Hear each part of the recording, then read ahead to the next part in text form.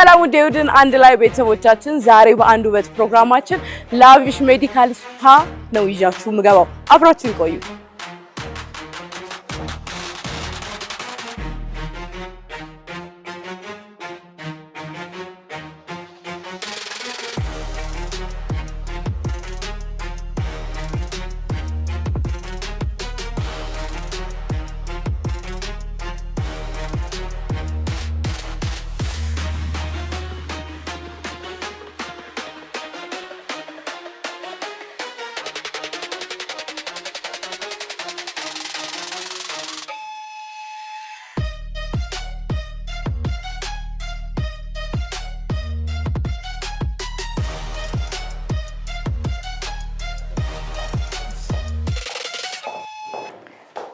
ሰላም ዶክተር እንዴት ነሽ? እንኳን ደህና ቆየሽኝ። ቤትሽ ደግሞ በጣም ነው የሚያምረው። እውነት በጣም ከጠረኑ ጀምሮ እኔን ጨምሮ ብዙዎቻችን እናቅሻለን፣ ግን ደግሞ ለማያውቁሽ እስኪ ራስሽን አስተዋውቂልኝ። እሺ፣ ሜላት ሰለሞን እባላለሁ። በሙያዬ የውበት ሐኪም ነኝ፣ ኤስቴቲክ ሐኪም ነኝ። በላቪሽ ሜዲካል ስፓ እና ኤስቴቲክ ትሬኒንግ ሴንተር ውስጥ ደግሞ ሐኪም መምህር ነኝ። በላቪሽ ሴንተር ውስጥ የተለያዩ አይነት የውበት መጠበቂያዎች ይሰጣሉ። ከዛ ውስጥ ቦቶክስ አንዱ ነው። ቦቶክስ ምንድን ነው? ቦቶክስ ቦቱሊነም ቶክሲን ከሚባል አንድ ንጥረ ነገር ነው የሚወሰደው። በጣም ትንሽ ብልቃጥ ናት። እሷን ደግሞ በኖርማል ሳላይን እናዘጋጅና በጠብጥና የምንፈልጋቸው ቦታዎች ላይ እንወጋለን። በዚህ ላይ የመርፌ ሕክምና ነው። በዋነኝነት የተሸረሸቡ የቆዳ መስሎቻችንን በሙሉ ሪላክስ ያደርግልናል። ቴምፖራሪ ወይም ለተወሰነ ጊዜ ከ3 እስከ 6 ወር ወይም ኦን አቨሬጅ ለ4 ወር ያገለግልልናል። ለምሳሌ ስንኮሳተር፣ ስንስቅ ወይ ደግሞ ግንባራችን ወደ ላይ ስናደርግ ያለው መሸብሸቦችን በሙሉ ሪላክስ ስለሚያደርገው መስሎ ምንም አይነት መሸብሸብ ለ4 ወር እንዳይኖር ያደርጋል። ከዛ በተጨማሪ ግን ያው ብዙ ሰው የሚያውቀው ለቆዳ መሸብሸብ ነው። ቦቶክስን ኤፍዲኤ ወይም የምግብና መድኃኒት ቁጥጥር ባለስልጣን ለክሮኒክ የሆነ ማይግሬን ራስ ምታት በጣም ለሚያስቸግራቸው ሰዎች ያ ማለት በወር ውስጥ ከ15 ጊዜ ከ20 ጊዜ በላይ የሚያማቸው ሰዎች አሉና መፍትሄ በጣም የሚሆን አንደኛ የህክምና ፕሮሲጀር ነው። ለክሮኒክ የማይግሬን ራስ ምታት በተጨማሪ ደግሞ በጣም የበዛ ላብ ለሚያስቸግራቸው በተለይ ብብት ስር ላለ የበዛ የላብ መጠን ካለ እጃቸው ላይ ለመጻፍ ስራ ለመስራት የሚያስቸግራቸው ሰዎች አሉና ለእነዚህ ሁሉ ደግሞ የቦቶክስ ህክምና በጣም ፍቱን ነው። በተጨማሪም አንዳንድ ሰዎች በጣም ሲነክሱ ወይም ሲተኙ እዚህ ጋር ያለው መስላቸው በጣም ስትሮንግ የሚሆናል። አንገት ላይ ከበድ ያለ የመስል ስፓዝም ወይም የመጠንከር አይነት መስላቸው የሚያስቸግራቸው ሰዎችም በቦቶክስ ህክምና ማግኘት ይችላሉ። ቦቶክስ ብራንድ ነው? ቦቶክስ አክቹዋሊ ራሱ ቦቱሊነም ቶክሲን ነው። ቦቶክስ የሚባል ብራንድ አለ። በጣም ጥሩ የሆነ ዓለም ላይ በጣም ተቀባይነት ያለው ቦቶክስ የሚባል ብራንድ አለ። ከዛ ግን ብዙ አሉ ደግሞ እንደነ ዲስፖርት የሚባሉ አሉ። በየተለያዩ ብራንዶች ይሸጣል። ግን በዚህ ራሱ ህክምና ፕሮሲጀሩ ከቦቱሊነም ቶክሲን ስለሆነ ቦቶክስ ነው የሚባለው። አሁን ስለ ቦቶክስ ስትነግሪኝ ከውበት መጠበቂያ ባሻገር ለላብ ለማይግሬን እንደሚሆን ነግረሽኛል። ይሄንን ህክምና ሂደት አውቆ የሚመጡ ታካሚዎች አሉ? አሁን ላይ አሉ። ያው ሶሻል ሚዲያ ላይ አዌርነስ እየፈጠረ ነው በተለያዩ ቪዲዮዎች እና ለእነዚህ ህክምናዎች እንደሚረዱ ያው በጣም በቂ በምንለው ደረጃ ባይሆን ጥሩ የሆነ ግንዛቤ እየፈጠርን ያለ ነው። ኦፍኮርስ ለማይግሬንም ለላብም ብዙ ሰዎች እየመጡ እየተጠቀሙት መፍትሄም እያገኙ ይገኛሉ። ከዚህ በላይም ግን ሞር አዌርነስ መፍጠር ይኖርብናል። ያው ብዙዎቻችን ስናስብ ስለ ቦቶክስ በቃ የተሸበሸበን ነገር ለማቃናት ያንን ለመጠቀም እንጂ ብዙ ጊዜ ለህክምና ይረዳል የሚል ስለሌለ የቦቶክስን ህክምና ከክሊኒክ ከሆስፒታሎች ባሻገር ሌላ ቦታ መስጠት ይችላል? አይሰጥም። ለምን? የመርፌ ህክምና ስለሆነ በክሊኒክ በሆስፒታል ወይም በማንኛውም የጤና ተቋም ውስጥ ነው መሰጠት ያለበት። ለምን መሰለሽ? አንደኛ ይህንን ፕሮሲጀር መስራት ያለበት የህክምና ባለሙያ ነው። የህክምና ባለሙያ መሆን ያለበትም ደግሞ አናቶሚ የምንለውን የሰውነታችንን በደንብ ጠንቅቆ የሚረዳ ሰው መሆን አለበት። ምንወጋበትን መስል ማወቅ አለብን። እዛ አካባቢ ያሉ የነርቮች ወይም ሌሎች ነገሮችን ስትራክቸሮችን ጠንቅቀን ማወቅ አለብን። ሰው ምንም አይነት ፕሮሲጀር ደግሞ ስናደርግ አብሮት ኮምፕሊኬሽኖች ሊፈጠሩ ይችላሉ እና እነሱን ኮምፕሊኬሽኖችም ደግሞ አንቲስፔት የሚያደርግ ያ ማለት ቀድሞ ሊገምት የሚችለው የጤና ባለሙያ ከሆነን ብቻ ነው። ከተፈጠረም ደግሞ ቶሎ አንድን ማድረግ የምንችለው መፍታት የምንችለው ሐኪም ወይ ነርስ ነው። ስለዚህ ከጤና ተቋም ውጭ መሰጠት የለበትም። ቦቶክስን እንዴት ነው የሚሰራው የሚለውን ሂደት ማየት ይችላል? አዎ በሚገባ እንችላለን። ፕሮሲጀር ሩማችን አንድ ታካሚ ያለችን ለቦቶክስ የመጣች ፕሮሲጀሩ እሷን እየሰራኝ ፕሮሲጀሩ ሙሉ ማየት እንችላለን። ደስ ይለኛል። እሺ እሱ ታካሚያችን መጀመሪያ ቀድመን ኮንሰልት አድርገናታል። እሷ ስላላት የጤና ሁኔታ አለርጂ ሂስትሪ ምናምን ወስደናል። መጀመሪያ ቼክ መደረግ አለበት አለበት። እኔ ቀጥታ ወደ ሂደቱ የሚኬድ ነው ይመስላል። አይደለም፣ መጀመሪያ የኮንሰልቴሽን ወይም የማማከር አገልግሎት ይኖረናል። የዛኔ ታካሚያችን የደንበኛችንን የጤና ሁኔታውን፣ ለመድኃኒቶች አለርጂ ካለው እየወሰዱት ያሉት መድኃኒት ካለ፣ እርግዝና ካለ፣ ጡት ማጥባት ካለ በሙሉ እንጠይቃለን። ቦቶክስን የቦቶክስ ሂደት የሚጠቀመው ግን ወንድ ይጠቀማል ሴት ብቻ ነው? ይጠቀማሉ። በጣም ወንዶች ይጠቀማሉ። ብዙ ወንድ ደንበኞች አሉ። ያው ቆዳ መሸብሸብ ወንድ ሴት አይሉ። አሁን ላይ ደግሞ በደንብ ወንዶቹን ራሳቸውን ለመንከባከብ በደንብ ተነሳሽነት ያሳያሉ እና ኦልሞስት እኩል የሚባል የወንድና የሴት ደንበኛ ቁጥር ነው ያለን። ብዙ ጊዜ እኛ ሀገር እንደዛ ስለሚባል ይሄ ሴት የሚዋብበት ነገር ወንድ ሲጠቀመው እንደ ነውር እንደ ወንድ ይጠቀማል ነው ስለምን? ትክክል። አሁን የደንበኛዬን ቆዳዋን በደንብ አድርጌ ያጸዳለሁኝ። ሜካፕ ካደረገች ሰንስክሪን ካደረገች ንጹህ ቆዳ ላይ ነው መውጋት ያለብን። ከጸዳን በኋላ ደግሞ የማደንዘዣ ክሬም እንቀባታለን። ማደንዘዣ ክሬሙ ቆዳዋን ምንም አይነት ህመም ሳይሰማት መርፌውን እንድንወጋ ያደርግልናል። ቀብተናት 20-30 ደቂቃ እንቆይና ከዛ ፕሮሲጀሩን እንጀምራለን። ከዛ በኋላ ህመም አይኖረውም ማለት ነው? ከ20-30 ደቂቃ በኋላ አይኖረውም። ጀስት አሁን ለምሳሌ ላብራቶሪ ሄደን ሳምፕል ስንሰጥ የመርፌው ህመም ብቻ ናት አይደል? ይህም እንደዛው ነው። ስንወጋ ብቻ ነው ህመም የሚኖረው። ማደንዘዣው በክሬም መሆኑ ግዴታ ነው? አዎ፣ ለአጠቃቀም የሚቀለን የክሬም ማደንዘዣዎች ናቸው። ካለ ማደንዘዣስ መስጠት ይችላል? ላብራቶሪ የምንሰጠው አይነት ፔን ያለው ይመስላል። ግንባር ላይ ትንሽ ሴንሲቲቭ ነው። ፊት ላይ አጠቃላይ ማንኛውም መርፌ ሴንሲቲቭ ነው ፊታችን እና በዛ ላይ አንድ ቦታ አይደለም የምንወጋው፣ የተለያየ ቦታ ስለሆነ በማደንዘዣ ቢሰራ የተሻለ ነው። አንዳንዴ በበረዶ ይሰራል። ውጭ ሀገራት ላይ ያለ ማደንዘዣ የሚሰሩ ቦታዎች አሉ። እንደየሰው የህመም ቶለሬት የማድረግ አቅም ይለያያል። ግን እንደው የሚሻለው ታካሚም ኮምፎርታብል እንዲሆን ማደንዘዣ ክሬም መጠቀሙ ነው። አሁን ፊቷን አይተሽ የቱ ጋር እንደሚያስፈልጋት አውቀሻል? ኮንሰልቴሽን ሴሽናችን ላይ ያው አንድ የምናደርገው እሱ ነው። ታካሚ የሚያስፈልገውን መጠን ግንባሩ ላይ ነው ወይ ሲኮሳተር ነው ወይ ስትስቅ ምን ያህል መጠን ያስፈልገናል የሚለው የምንወስነው መጀመሪያ ነው። ከዛ በኋላ ከጸዳን በኋላ ምልክት እናደርጋለን፣ እንወጋለን ማለት ነው። ከወጋሻትስ በኋላ ከስንት ቀናት በኋላ ነው ለውጥ የሚታየው ወይስ አሁኑ ነው ለውጥ የሚታየው? ኖ ከ2 ቀን እስከ 15 ቀን ይፈጃል። ቦቶክስን 2 ቀን ላይ ትንሽ ሰውነቷ ፊቷ ላይ የመክበድ ስሜት ፊል ታደርጋለች።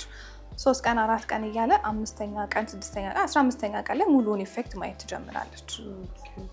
ከዛስ በኋላ ከ15 ቀን በኋላ ኢፌክቱን ታየዋለች። ለምን ያክል ጊዜ ነው የሚቆየው? ለ4 ወር ይቆያል። አንዳንድ ሰው ላይ እንደየሰው ሜታቦሊዝም በእርግጥ ይለያያል። እስከ 6 ወር የሚጠቀሙት ሰዎች አሉ። ግን 4 ወር ነው ሳይንሱ እንግዲህ የሚለው። ስለዚህ በአመት ውስጥ ምን ያክል ጊዜ ማድረግ አለባቸው ብለሽ ነው? በአመት 2 ጊዜ ቢያደርጉ የተሻለ ነው። በቂ ነው? አዎ በቂ ነው። በተለይ በጣም ቦቶክስን ደጋግመው የሚጠቀሙ ታካሚዎች ለ8 ወር ለ9 ወር ሲጠቀሙት አስተውላለሁኝ እና ሞር መስላችን በለመደው ቁጥር የመቆየቱም ጊዜ ረዘም እያለ ይመጣል። በተደጋጋሚ ሲያደርጉት የብዙዎቹ ጥያቄ ብዙ ሰው የማያውቀው ነገር አለ። የቦቶክስ እና የፊለርን ልዩነት ምንድን ነው? ቦቶክስ እና ፊለር ልዩነት ፊለር ልክ እንግሊዝኛው ቃሉ ራሱ እንደሚያመላክተን ፊል ማድረግ ወይንም መሙላት ማለት ነው። ለምሳሌ ከንፈር ላይ ከንፈራቸው በጣም ትንሽ ለሆኑ ሰዎች ቅርጽ ማስያዝ የሚፈልጉ ከሆነ ፊለር እንጠቀማለን። አፍንጫ ላይም እንደዛው በተለያየ ምክንያት ለምሳሌ ከጎን ሲታይ ከፊት ሲታይ ለኔ በቃ ቆንጆ አይደለም ብለው ለሚያስቡ ሰዎች ፊለርን በመጠቀም ማስተካከል ይቻላል። የአፍንጫን ቅርጽ ቀጥ ማድረግ ይቻላል። ትክክል፣ በደንብ ይቻላል። አይን ስር ያሉ መጎድጎዶችን ጆ ላይናቸውን ለምሳሌ አገጭ በደንብ ድፋይን እንዲሆንና ቆንጆ ቅርጽ እንዲሰጥ አገጫቸውን በተፈጥሮ በጣም ትንሽ ለሆኑ ሰዎች ፊለርን በመጠቀም መሙላት እንችላለን። በእርግጥ አክቹዋሊ ፊለር ሙሉ ሰውነት መሰራት ይችላል። የቦዲ ፊለሮችም አሉ፣ የፊት ፊለርም አለ። ፊለርም እንደ ቦቶክስ የጊዜ ገደብ አለ ወይስ ዘለቄታዊ ነው? አንዴ ከተወቁት አይ ቴምፖራሪ ነው እሱም። ፊለር በእርግጥ ረዘም ላለ ጊዜ እንጠቀመዋለን። እንደምንጠቀመው አይነትና ብራንድ ይለያያል እንጂ ፊለር በጣም ብዙ አይነቶች አሉ። ከሃያሉሮኒክ አሲድ የሚሰሩ አሉ፣ ከፖሊላክቲክ አሲድ የሚሰሩ አሉ እና ሌሎችም ሰው የምንጠቀመው አይነት ይወስነዋል። ብዙ ጊዜ ሃያሉሮኒክ አሲድን ስለሆነ የምንጠቀመው ከ1 ዓመት እስከ 1 ዓመት ተኩል ያገለግልናል። ይህን አገልግሎት እዚሁ ትሰጣላችሁ? በላትሽ እንሰጣለን። ማደንዘዣውንም ታደርጊላታለሽ? ይሄ ማደንዘዣ ክሬም ነው። ታካሚ ግንባሯን እና አይኗ ስትስቅ ያሉ መስመሮችን ማስተካከል ስለሆነ የምንፈልገው እነሱ ቦታዎች ላይ ማደንዘዣ እያደረኩኝ ነው። ማደንዘዣው ለስንት ደቂቃ ይቆያል? ማደንዘዣው ከ20 እስከ 30 ደቂቃ እናቆየዋለን። ከዛ በኋላ አጽድተን መውጋት ነው የሚሆነው።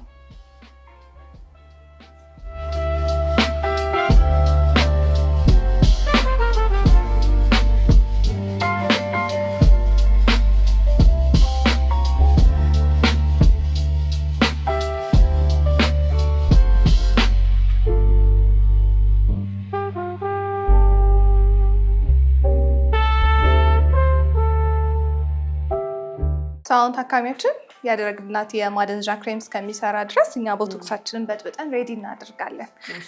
ያ ቦቶክስ ሲመጣ እንደዚህ የታሸገ ነው እና ከውስጡ ቦትሏ እንደዚህ ባዶ ነው የምትመስለው። እንዴ አላት አለው ግን ባዶ ነው ይመስላል። መያዝ ይቻላል? ኦፍ ኮርስ ይቻላል። አይገርምም? ባዶ ነው የሚመስለው። ላይፍ ቶክሲን ነው ይሄ። በህይወት ያለ ቶክሲን አለ አይደል? ልክ ስንበጠብጠው ነው አክቲቭ ይሆንና የምንወጋው እና ያው በጣም ጥንቃቄ ይፈልጋል። የምናመጣበት የቴምፕሬቸር መጠን፣ ሃንድል የምናደርግበት፣ ስንበጠብጥ ያለው በሙሉ ምክንያቱም ላይፍ ቶክሲን ስለሆነ በቀላሉ ሊሞት ይችላል እና ወይ ደግሞ ኢፌክቲቭነሱን ውጤታማነቱን በጣም ሊቀንስብን ይችላል። የሚገርም ነው። አንቺ ምንም የማይታይ ነገር እንደዚህ መንፈስ ነው እንዴ?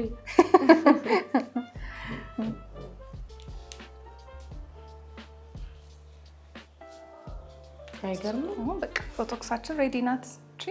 ያው ፍሪጅ ውስጥ ነው መቀመጥ ያለበት። ልንወጋ ስንል ደግሞ መልሰን እናወጣዋለን። እስከዛ ፍሪጅ ውስጥ እናስቀምጣታለን።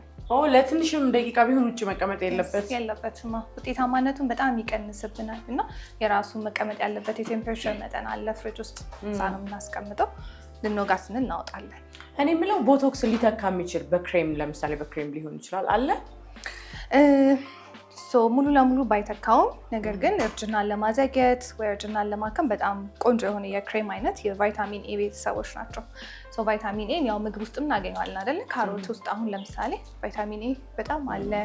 ከለር ያላቸው ቅጠላ ቅጠሎች በሙሉ እነሱ ውስጥ አለ። ፍሩት ውስጥ አለ እና እነሱን በመመገብ በጁስ መልክ በመጠጣት ስንመገብ ደግሞ በጣም አብስለን ከምንበላ ይልቅ ለብ ለብ ያለ አይነት ቢሆን ወይ ደግሞ ጁሱን ራሱን ፈጭቶ መጠቀም በጣም ይረዳል እና አሁን ካሮት በባዶ ሆድ ጠጡ ለቆዳ ጥራት የሚባለው ቫይታሚን ኤ ውስጡ አለ። እሱ ሴሎቻችን ራሳቸው እንዲተኩ ስለሚያደርግ እርጅናን ያዘገያል፣ ጥቁረትን ያስተካክላል እና ግሎ የሚያደርግ ቆንጆ ቆዳ እንዲኖረን ይረዳል። በክሬም መልክ ደግሞ ታሽገው ይሸጣሉ የቫይታሚን ኤ ክሬሞች። ሬቲኖል ሲባል ከሰማሽ ሬቲናል ዲሃይድ፣ ትሬቲኖይን በሙሉ እነዚህ የቫይታሚን ኤ ቤተሰቦች ናቸው። እርጅናን ለማዘግየት በጣም ሱፔሪየር ናቸው እና ብዙ ሰው አሁን ከ25 ዓመታችሁ ጀምሮ ተቀቡ የሚባለውም ለዛ ነው። እርጅና ከዛ ጊዜ ስለሆነ የሚጀምር ግን ለውጡን እንደ ቦቶክስ ወዲያው ማየት አንችልም። ወዲያው አናይም። ሎንግ ተርም የሆነ ኢንቨስትመንት ነው። ቀስ እያለ ኦፍኮርስ ሬቲኖልን ወይ ቫይታሚኖች የሚጠቀም ቆዳ ያስታውቃል። ልክ ሲታይ ራሱ በጣም ግሎ ያደርጋል፣ ጤናማ ነው፣ ያለ እድሜው አያረጅም፣ ጥቁረቶች ብዙ አይኖሩትም እና ያ ማለት ለምሳሌ 30 ዓመታችን 35 40 እያለ ሲመጣ አላስፈላጊ ከሆኑ የቆዳ መሸብሸቦች በጣም ይከላከልናል። ቀስ እያለን ሎንግ ተርም ውጤቱ የምናይበት ፕሮሰስ ነው። ቦቶክስ ለተሸበሸበ ፊት ነው ብዙ ጊዜ ሰዎች የሚወጉት። ለፊታቸው ሲወጉ ፊትስ ያጠራል ይላሉ። እውነት ነው? ለምን መሰለሽ የሚያጠራው? አሁን ለምሳሌ አንድ ልብስ በጣም ቢሸበሸብ ሉኩ ራሱ ደስ አይልም አይደለ? ልክ የተተኮሰ ልብስ ደግሞ ያምራል። ልክ እንደዛ ነው። ቆዳችን ላይ ያሉ ማንኛውም መሸብሸቦች ላይት ሪፍሌክት በደንብ እንዳያደርግ ያግዱናል። ልክ ደግሞ ቦቶክስ ስራ በራሱ ሪላክስ አድርጎ መወጠር አይደለም። ድንገት ሰው ሲያይሽ መብራት በደንብ ስለሆነ ቆዳሽ የሚያንጸባርቀው ግሎ ያደርጋል እና ኦፍኮርስ ፊት የሚያጠራው በዛ ምክንያት ነው እንጂ የተለየ ለብጉር ወይ ለሽፍታ ምናምን የሚያገለግል እንትን የለውም አለው። ማይክሮ ቦቶክስ ደግሞ ይባላል። አሁን የበጠበጥናትን ቦቶክሷን ከምንወጋው ይልቅ ከላይ እያፈሰስን እንደ ሲረም በማይክሮ ኒድሊንግ ይሰራል። ያ ሌላ አለች ትንሽዬ መርፌ እሷ የምትሰራው አሁን መስሉ ላይ ሳይሆን ቆዳችን ላይ ነው የሚሆነው። የወዝ መጠናችንን በጣም ይቆጣጠራል። ወዝ ከተቆጣጠረ አብሮት የሚመጣ ባክቴሪያ ኢንፍላሜሽን ሁሉ ይከላከላል። ለብጉር ያስተካክልልናል። ግላስ ስኪን የምንለው የሚያንጸባርቅ ቆዳ እንዲኖረን ደግሞ ትሬንድ ነው። ግላስ ስኪን ነው የሚባለው። ኦፍ ኮርስ ግላስ ስኪንን በቦቶክስ ማምጣት እንችላለን። ኤግዛክትሊ እንችላለን። እኔ ማምጣት እፈልጋለሁ። እንሰራለን አሊ በደስታ። በጣም ነው የምቀናው ይሄ ግላስ ስኪን ያላቸው ሰዎች ላይ። አንቺ ስኪንም እንደዛ ነው። ቴንክ ዩ። ያ ጤናማ ሲሆን አንድ ቆዳ ላይት በደንብ ሪፍሌክት ያደርጋል ቅድም እንዳልነው እና ያው ግላስ ስኪን አቺቭ እንድናደርግ አንደኛው ማይክሮቦቶክስ ፕሮሲጀርን መስራት እንችላለን። እንሰራለን በሚገባ። ስለ ደብል ቼን አሁን የኔን ችግሮች ልንገርሽ። ትንሽ ሶፍር ደግሞ እዚህ ጋር ደብል ቼን አለኝ እና ይሄን በምንድነው ማጥፋት የምንችለው? ደብል ቼን ያው ኦፍኮርስ እንዳልሽው ስንወፍር ይመጣል። ዌይታችንን አጀስት ማድረግ ይረዳናል ደብል ቼንን ማኔጅ ለማድረግ። ሁለተኛ ግን ኪሎአችንን ካስተካከልን በኋላ ፕሮሲጀሮች አሉ። ሃይፉ የሚባል አለ። ለምሳሌ ሃይ ኢንቴንሲቭ ፎከስድ አልትራሳውንድ በደንብ ፊታችንን ሊፍት ያደርጋል፣ ኮላጅን ምርቱን ይጨምራል እና እሱን ደጋግሞ በማድረግ አንደኛው የህክምና አማራጭ ነው። ሁለተኛው ደግሞ ሊፖሊቲክ ኢንጀክሽንስ አሉ። እዛ ጋር ያለውን የፋት የተጠራቀመውን ብቻውን ዲዞልቭ አድርጎ ወደ ሰውነትሽ እንዲያስወግደው የሚያደርግ ደግሞ ፕሮሲጀር አይነት አለ። እነዚህ ማድረግ እንችላለን። ባስ ያለ ደግሞ ደብል ቺን ያላቸው በጣም ትልልቅ ደግሞ ያላቸው ሰዎች ሰርጂካሊ ማስወገድ ይችላሉ በቀዶ ጥገና። ኢንጀክሽኑ ለአንዴ ነው የምትወቂው ወይስ እንደ ቦቶክስ በየጊዜው መውጣት አለብሽ? ኢንጀክሽኑ መጀመሪያ ስንወጋ 3 ሴሽን እንወጋል። ያ ከዛ በኋላ በወር ልዩነት ማለት ነው። ከዛ ካልወፈሩ በተለይ በጣም ብዙ ኪሎ ጌን ካላረጉ የመመለስ ነገር አይኖርም። ለሶስት ተወቅተሽ ማለት ነው። ቅንድብንስ ለማስተካከል ይጠቅማል ቦቶክስ? ብሮ ሊፍት ማድረግ እንችላለን። ቅንድባችንን ከፍ ማድረግ እንችላለን። ለምሳሌ እንደዚህ ትንት ያለውን ከፍ ማድረግ ለሚፈልጉ ሴቶች ቦቶክስን ማድረግ እንችላለን። ሞር ግልጥ ያለ ሉክ ሪፍሬሽ ያደረገ መልክ እንዲኖረን ያደርጋል። ብዙ ጊዜ እንዲህ ሌፍት ሲያደርግ ቅንድባችን የተለየ ውበት አለው። በትክክል። ስለዚህ እሱም በቦቶክስ ቆጥቆጥ የማቃጠል ስሜት አለው ነበረሽ? አሁን የለም። እየደነዘዘ ነው ማለት ነው እሱ ከጠፋ። አንዳንድ ሰዎች አለርጂክ ሪያክሽን ይኖራቸዋል ለማደንዘዣ ክሬሙ እና እሱን ነው ቼክ እያደረኩ ያለሁት። አሁን ቁጭ በይ ሰላም ነው። ምልክት እናደርጋለን።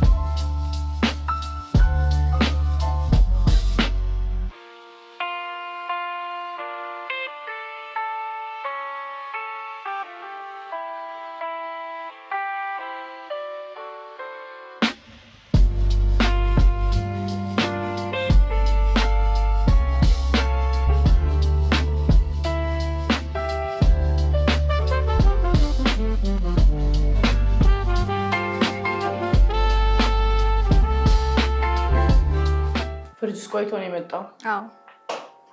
ያ መንፈሱ ነገር አለ። የሳብሹ ነው ለስሪጅ አሁን ተበጥብጧል። አይገርምም? በጣም የገረመኝ እሱ ነገር። ባረክሽው ምልክት ምን ያክል ኤምኤል እንደሚበቃት ማወቅ ትችያለሽ? ለዛ ነው ምልክት ያደረኩት። ያንዳንድ ቦታ ላይ ስንት ዩኒት እንደምወጋ ምልክት ለማድረግ ነው።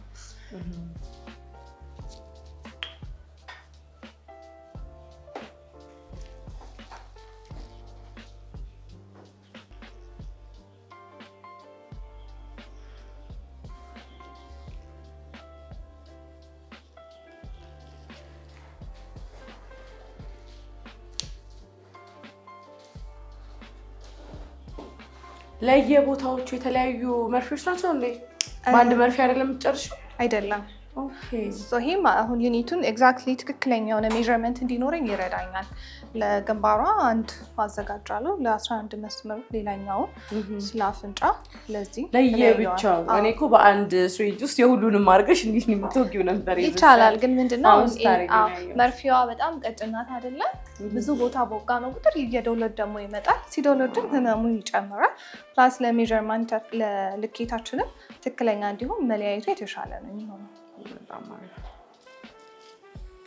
ድጋሚ ያው ፊቷን በደንብ ቅድም አጽድተነዋል በሳሙና በውሃ አድርገን፣ አሁን ደግሞ በአልኮል አጸደዋለሁ። ሰላም አልኮል ነው። እሺ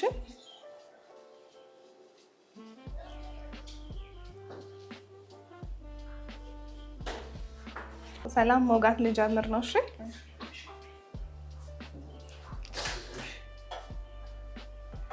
ሰላም ምንም እየተሰማሽ አይደለም?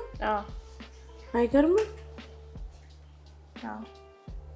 ማደንዘዣው በጣም ውጤታማ ነው። ህመም ቢኖርም እንደው ትንሽ ቶለሬት የምታደርግ ያህል ነው የሚሆነው እንጂ ያን ያህል በጣም ፔንፉል አይሆንባትም። የተሰማት አይመስለኝም፣ ምክንያቱም ምንም አይነት ሪያክት አታደርግም።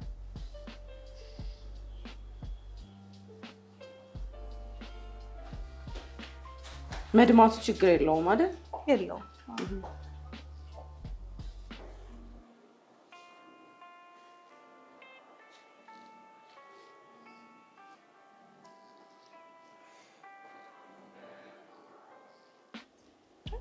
እንደቀደሙ በይኝ።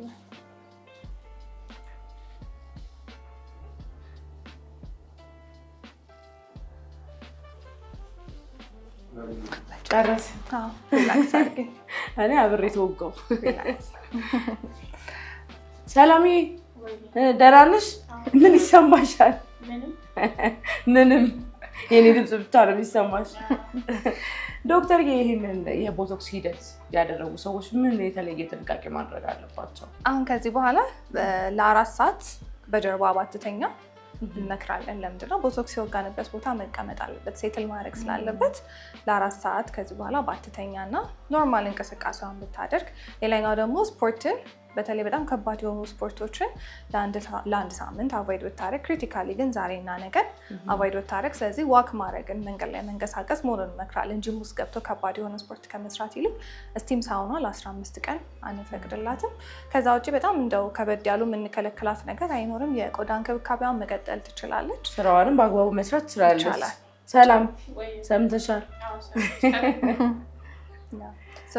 ፕሮሲጀራችንን ጨርሰናል። ሞይስቸራይዘር እና ሰንስክሪን እናደርግላታለን። ወደ ቤቷ ትሄዳለች። በጣም ቀላል ነገር ነው። ግን እኔ አሁን ሳስበው ይሄ ከባድ እንደዚህ አሁን እንዳልሽው ተነስቶ የሚኬድ ነው። እንደውም ረጅም ሰዓት እንዳልሽው 1-4 ሰዓት ተተኝዞ የሚወጣ ነበር የሚመስለኝ። ግን በጣም ቀላል ነው። ቀላል ፕሮሲጀር ነው። እንደው ሰዓት የሚወስድብን ማደንዘዣ ክሬሙ እስኪሰራ ነው እንጂ ሞጋቱ በጣም ቀላል ነው። ዶክተር በጣም ነው አመሰግነው። እኔም በጣም አመሰግናለሁ ሀሊ ስለመጣችሁ፣ እንግዳ ስላደረጋችሁኝም አመሰግናለሁኝ። እኛም በቻናል በጣም ነው የምናመሰግነው። ቴንክ ዩ። በአንድ ውበት ሰዓታችን ፈታ ዘና እንዳላችሁ እንዲሁም ደግሞ አሪፍ መረጃዎችን እንዳገኛችሁ እርግጠኞች ነን። ከቀሪው የእሁድን አንድ ላይ ፕሮግራሞቻችን ጋር አሪፍ ቆይታ ይሆንላችሁ።